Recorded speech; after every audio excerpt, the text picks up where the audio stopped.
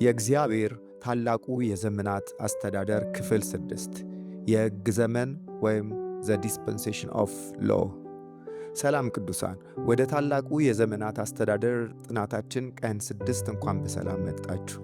ትላንት እግዚአብሔር ለአብርሃም በሰጠው ተስፋ ላይ ተመስርቶ ከእስራኤል ጋር የነበረውን ግንኙነት አይተናል።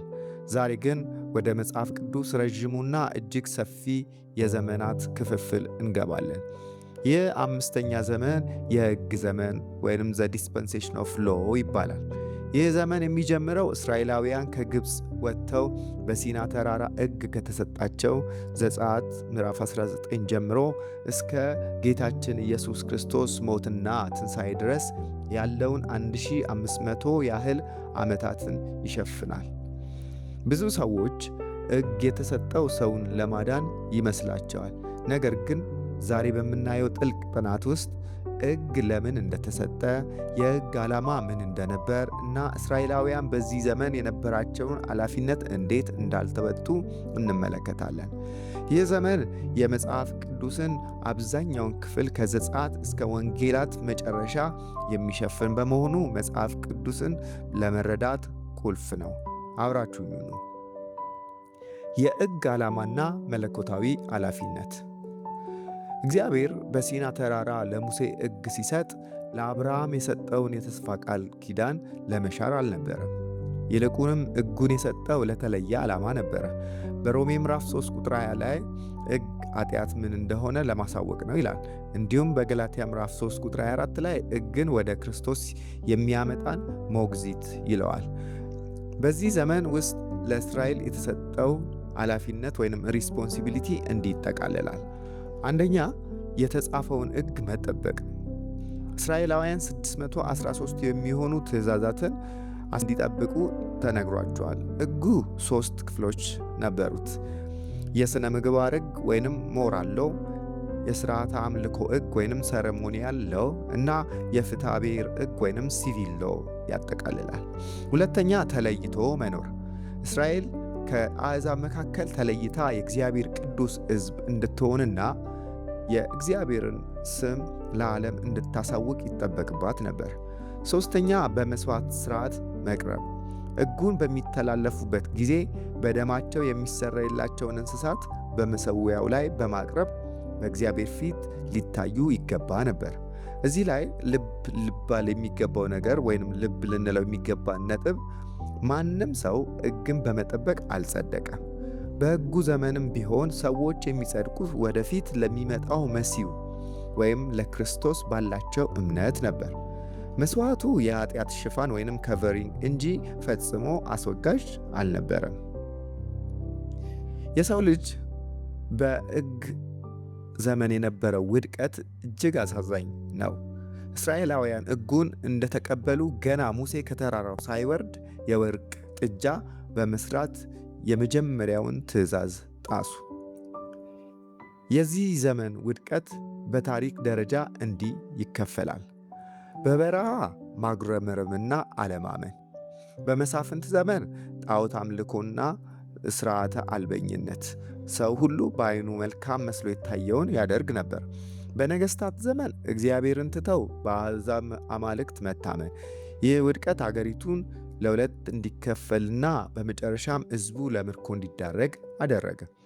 የመጨረሻ ውድቀት ወይንም ዘ አልቲሜት ፌለር የምንለው ሕግ የሚጠቁመውንና ነቢያት የተነበዩለትን መሲህ ወይንም ኢየሱስ ክርስቶስ ወደ ራሱ ወገኖች ሲመጣ ሕዝቡ ግን አልተቀበለውም።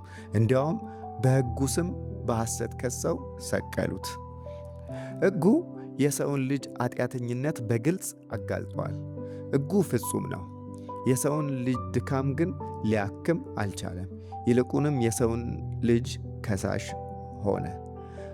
በዚህ ዘመን የነበረው መለኮታዊ ፍርድና ዝምታን ስንመለከት፣ አንደኛ፣ ምርኮና መበተን። እስራኤል ለሕጉ ባለመታዘዟ መጀመሪያ በአሦር በኋላም በባቢሎን ተማርካለች። እስራኤልና ቤተ መቅደሱም ፈረሰ። ሁለተኛ፣ የ400 ዓመት ዝምታ። ከመጨረሻው ነቢይ ሚልክያስ እስከ መጥምቁ ዮሐንስ ድረስ እግዚአብሔር ለሕዝቡ አልተናገረም። ይህ ዝምታ የሕግ ዘመን ፍጻሜ ላይ የነበረው ጨለማ ነበር። ሦስተኛ፣ በመስቀል ላይ የወደቀው ፍርድ። በሰፊ ትርጉሙ የሕግ ዘመን ፍርድ ያበቃው በክርስቶስ ላይ ነው።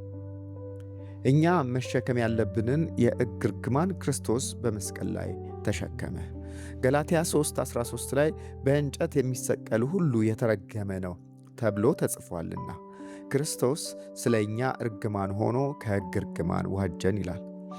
በሕጉ ውስጥ የነበረው ጸጋ እና የክርስቶስ ፍጻሜን ስንመለከት በዚህ ጥብቅ የሕግ ዘመን ውስጥ የእግዚአብሔር ጸጋ እንዴት ታየ የሚለውን ስናይ የመገናኛ ድንኳን ወይንም ታበርናክል እናያለን።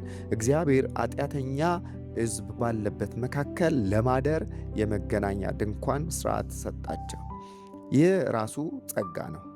ሌላው የምህረት ወንበር ሜርሲ ሴት ምንለው በታቦት ላይ ባለው የምህረት ወንበር ላይ ደም ሲረጭ እግዚአብሔር ፍርዱን አቁሞ ምህረቱን ያሳይ ነበር።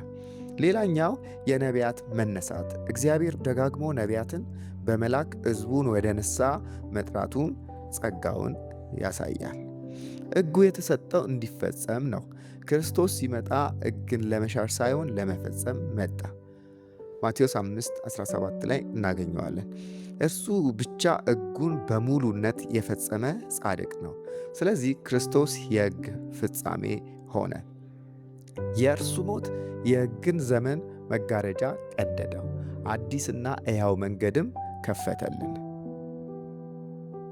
የሕግ ዘመን ያስተማረን ትልቁ ትምህርት የሰው ልጅ በራሱ ጥረትና በሕግ አጠባበቅ በእግዚአብሔር ፊት ሊጸድቅ እንደማይችል ነው።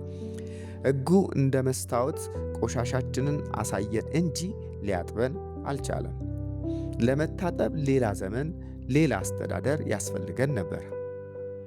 በቀጣዩ ክፍል በቀን 7 ዛሬ እኛ የምንገኝበትን እጅግ አስደሳቹና ክብሩ የበዛውን የጸጋ ዘመን ወይም ዘ ዲስፐንሴሽን ኦፍ ግሬስ በጥልቀት እንመረምራለን። ቤተ ክርስቲያን ምንድን ነች? በመንፈስ ቅዱስ መውረድ የጀመረው አዲሱ አስተዳደር ለእኛ ምን ትርጉም አለው? ይህንን በሚቀጥለው ክፍል እናያለን። ይህ ጥናት ለሕይወታችሁ በረከት ከሆነ ለሌሎች ሼር በማድረግ እና ሰብስክራይብ ማድረግን አትርሱ። ጥያቄ ካላችሁ ኮሜንት ላይ አስቀምጡ። በነገው የጸጋ ዘመን ጥናታችንን እስክንገናኝ ጌታ ኢየሱስ ይባርካችሁ። ሰላም።